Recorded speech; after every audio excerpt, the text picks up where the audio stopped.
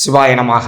முப்போதும் திருமேனி தீண்டும் ஆதிசைவர்கள் குலத்தில் சுந்தரமூர்த்தி சுவாமிகளினுடைய வழி தோன்றல் அடியார்க்கு அடியன் சந்தோஷ் திரிமேனி சிவாச்சாரியார்.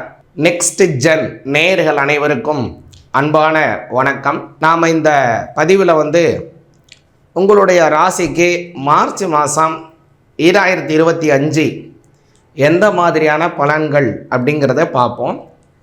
அதற்கு முன்பாக இந்த மாதத்தில் எந்த மாதிரியான கோச்சாரங்கள் நடந்து கொண்டிருக்கிறது, எந்த மாதிரியான இந்த கிரக சஞ்சாரங்கள் அப்படிங்கிறத கொஞ்சம் முதல்ல கவனிச்சுப்போங்க.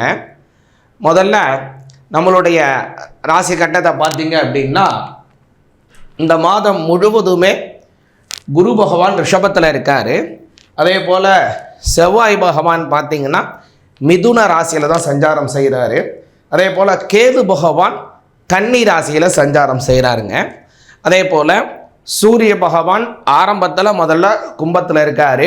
சனி பகவானும் அதே இடத்துல, சனி பகவான் அதே கும்பராசியில் மட்டும்தான் இந்த மாதம் முழுவதுமே இருக்காருங்க.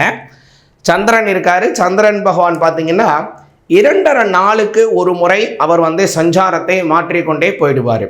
இப்போ அந்த சூரிய பகவான் பார்த்திங்கன்னா இம்மாதம் 15ஆம் தேதி வெள்ளிக்கிழமை அவர் என்ன பண்ணுறார் அப்படின்னா, கும்பராசியிலேருந்து மீன ராசிக்கு பயிற்சி ஆகிடுவார். இந்த மீன ராசிக்கு பயிற்சி ஆகிறது அப்படிங்கிறது தான் நாம் என்ன சொல்லுவோம்னா பங்குனி மாதம் அப்படின்னு சொல்கிறோங்க. ஆக இந்த பங்குனி மாதம் அப்படிங்கிறது என்னன்னா, சூரிய பகவான் கும்பராசியிலேருந்து மீனராசிக்கு சஞ்சாரம் பண்ணி மீனராசியிலே இருக்கக்கூடிய காலம்தான் பங்குனி மாதம் அப்படின்னு பேர். அதனால் இந்த 15ஆம் தேதி சூரியனுடைய பயிற்சி நடக்க போகுது. சரி, அதே மாதிரி மீனத்தில் பார்த்தீங்க அப்படின்னா புத பகவானும் சுக்கிரன் ராகு ஆகிய 3 கிரகங்கள் முதல்ல இருக்குது. இதில் என்னென்ன ஈவெண்ட் நடக்குது அப்படின்னு பார்த்தீங்க அப்படின்னாங்க, முதல்ல இம்மாதம் மார்ச் மாதம் 4ஆம் தேதி செவ்வாய்க்கிழமை பார்த்தீங்க அப்படின்னா சுக்கிர பகவான் வக்ரகதியை மாற்றிக்கிறாரு. அவர் நேர்கதியில் தான் எப்போது இப்போ போயிட்டுருக்காருங்க. அவர் என்ன செய்கிறார் அப்படின்னா ரெட்ரோகிரேட் அப்படிங்கிற ஒரு மோஷனை மாற்றிக்கொள்கிறார். அப்போது முன்னோக்கி போய் கொண்டிருப்பவர் அப்படியே பின்னோக்கி வர ஆரம்பித்து விடுவார். அதே மாதிரி 9ஆம் தேதி மார்ச் மாதம் 9ஆம் தேதி ஞாயிற்றுக்கிழமை புத பகவானும் வக்ரத்தை மாற்றிக்கொள்கிறார். அந்த புத பகவானும் மாற்றிக்கிறாரு. இப்போ இன்னும் மேலே என்ன பார்த்தீங்க அப்படின்னா, இம்மாதம் 18ஆம் தேதி செவ்வாய்க்கிழமையில் புத பகவான் என்ன செய்கிறார்னா பின்னாடி வரார் இல்லைங்களா, வக்ரமாகி மீனத்திலிருந்து கும்பத்துக்கே மாறிவிடுகிறார். இப்படின்னு இந்த புத பகவான் மீனராசியிலிருந்து கும்பராசிக்கு மாறுறார். இப்படின்னு இந்த மாதம் ஒரு அற்புதமான கிரக சஞ்சாரங்கள் கொண்ட மாதமாக இருக்குது. இதில் ஒரு நல்ல ஒரு விஷயம் என்ன அப்படின்னு பார்த்தீங்க அப்படின்னா, குருவினுடைய அப்புறம் சுக்கிரன் இந்த ரெண்டுமே பரிவர்த்தனை செய்து கொள்கிறாங்க. இப்போ இந்த குரு சுக்கிரனுடைய பரிவர்த்தனைங்கிறது இந்த மாதம் ரொம்ப ஒரு அற்புதமான மாதமாக இருக்குதுங்க. ஏன் அப்படின்னா, குரு பகவான் அப்படிங்கிறவர் தேவர்களுக்கெல்லாம் குருவாக இருக்கிறவர், சுக்கிரன் அப்படிங்கிறவர் அசுரருக்கெல்லாம் குருவாக இருக்கிறவர். 2 பேருக்குமே எப்போதுமே ஆகவே ஆகாது. ஆனால் 2 பேருக்கும் இப்போ என்ன ஒரு உடன்படிக்கை அப்படின்னா, என்னுடைய வேலையை நான் உன்னுடைய வேலையை நான் செம்மையாக செய்கிறேன், என்னுடைய வேலையை நீ செம்மையாக செய்ய வேண்டியது அப்படிங்கிற உடன்படிக்கையில் ஒரு சமரசமான முறையில் கிரக பரிவர்த்தனா யோகத்தை தராங்க. இது எப்படியெல்லாம் உங்களுக்கு இம்பாக்டை கொடுக்குது, இந்த மாதம் உங்களுக்கு என்னென்ன ஏற்றங்கள் தருது, எதெல்லாம் நீங்கள் கவனமாக இருக்கணும், எதை செய்தால் உங்களுக்கு மேலும் நன்மைகள் கிடைக்கும் அப்படிங்கிறத விலாவரியாக பார்ப்போம். கடகராசிக்கு உண்டான கடகராசியாகிய உங்களுக்கு இந்த மார்ச் மாதம் 2025 என்ன பலன்கள் அப்படிங்கிறத கொஞ்சம் தெளிவாக பார்ப்போங்க. இந்த மாதம் சாதகமான பல விஷயங்கள் உங்களுக்கு இருக்குது, கவனத்தில் கொள்ள வேண்டிய விஷயங்களும் பல இருக்குது கடகராசிக்காரங்களுக்கு. முதல்ல இந்த மாதம் உங்களுக்கு பெரிய சாதகம் அப்படின்னு பார்த்தீங்கன்னா, கடகராசிக்கு 11ஆம் பாவத்தில் இருக்கக்கூடிய குரு பகவான், குரு 11ல் போயிருக்காரு. அது உங்களுக்கு ஒரு பெரிய சாதகம் அப்படின்னு சொல்லலாம். இது ஒரு பெரிய ப்ளஸ் உங்களுக்கு.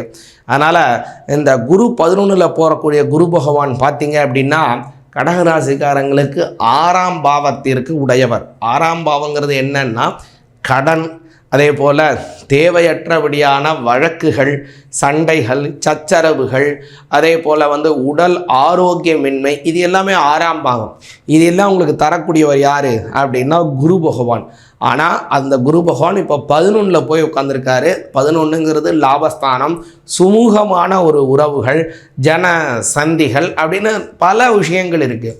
அப்போது அவர் நல்லது தரக்கூடிய இடத்துல போய் உட்கார்றதுனால இந்த மாதிரியான கெடு பலன்களை குரு பகவான் உங்களுக்கு தடை செஞ்சிருவார். கடன் சுமை இருந்தால் கண்டிப்பாக குறைஞ்சிரும்.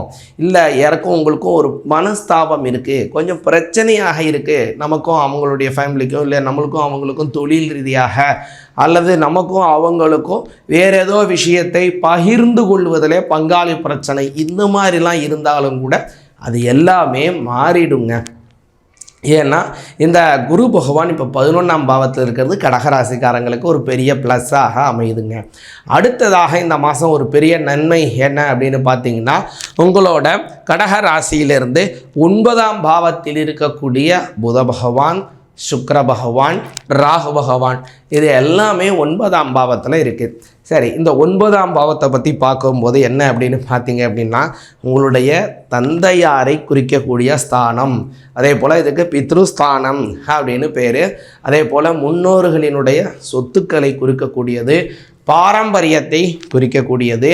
அப்புறம் முக்கியமாக குலதெய்வ வழிபாடு. ஒரு நபருக்கு என்ன குலதெய்வம், இதுதான் இவருக்கு குலதெய்வம், இதைத்தான் வணங்கணும், இப்படித்தான் வணங்கணும், இந்த ஊரில் தான் இருக்குது அப்படிங்கிறத சொல்கிறது என்னன்னா ஒரு நபரினுடைய 9ஆம் பாவங்க. அந்த 9ஆம் பாவத்தில் பார்த்தீங்கன்னா 3 கிரகம் இருக்குது. அதில் புதன், சுக்கிரன், ராகு இது 3மே வலிமையான கிரகம் கடகராசிக்காரங்களுக்கு. ஏன்னா புத பகவானை பார்த்தீங்க அப்படின்னா உங்களுக்கு 3ஆம் பாவத்திற்கும் 12ஆம் பாவத்திற்கும் உடையவர், 3ஆம் பாவத்திற்கும் 12ஆம் பாவத்துக்கும் உடையவர் புத பகவான்.